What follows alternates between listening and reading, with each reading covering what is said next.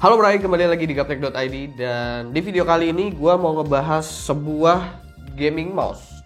Seperti biasa ya, gue kalau ngebahas sebuah gaming peripheral itu nggak terlalu teknis, karena gue bukan orang yang expert untuk ngebahas yang teknis-teknis dari sebuah gaming peripheral. Jadi video ini tuh lebih kayak sebuah hands on aja, dan juga experience secara subjektif dari gue pribadi aja soal gaming mouse ini, yaitu MSI Clutch GM50. Gue cukup jarang ngebahas produknya MSI, sekalinya dikirimin barangnya yang agak beda dari biasanya MSI kuasain gitu. Seperti halnya motherboard, VGA card, atau bahkan laptop. Sebenarnya peripheral MSI ini udah nggak terlalu asing sih, meski ya tetap MSI masih terbilang pemain baru di pasar ginian.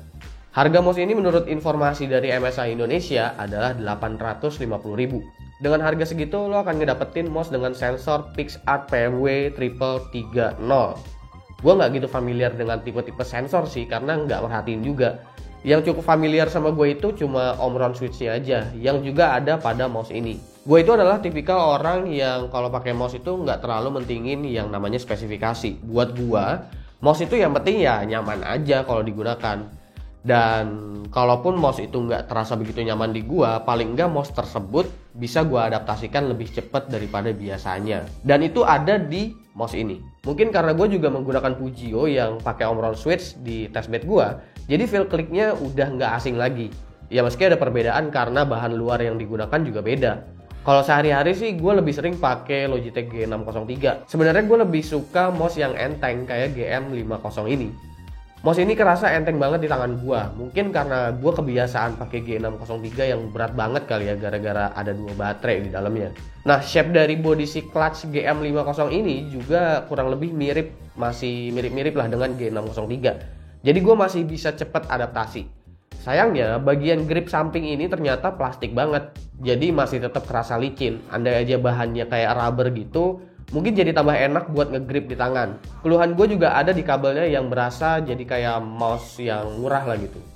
Tapi gue bisa mewajarkan karena MSI kayaknya mau bereksperimen dulu nih di pasar peripheral. Mouse ini punya 6 programmable button, standar sih ya sebenarnya. Defaultnya itu untuk profile DPI, tombol di tengah, terus di samping ada forward dan backward. Terus kalau mau setting sendiri tinggal install utilities dari MSI.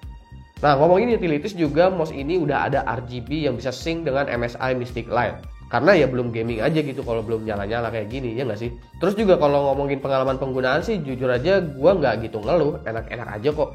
Mouse ini juga masih cukup oke kalau surface-nya itu agak licin.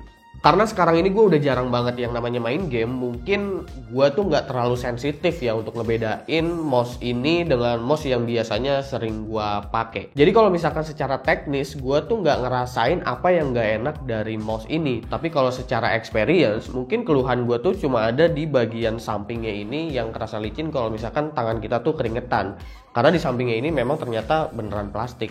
Mungkin segitu aja kali ya pembahasan gue soal MSI Clutch GM50 ini. Kalau ditanya apakah mouse ini akan jadi daily driver atau enggak, jawabannya iya kalau mouse ini wireless. Tapi berhubung mouse ini masih pakai kabel dan kabelnya seperti ini, jadi skip dulu buat dijadiin daily driver.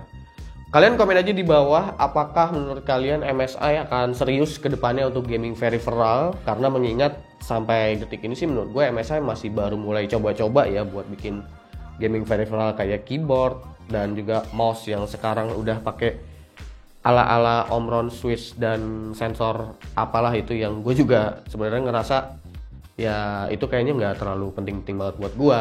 Dan buat para entusias, kalau misalkan gue bilang itu nggak penting atau gimana-gimana, nggak usah ngambuk-ngambuk di kolom komentar karena memang gue bukan tipikal orang yang milih-milih sensor atau milih-milih switchnya itu harus apa.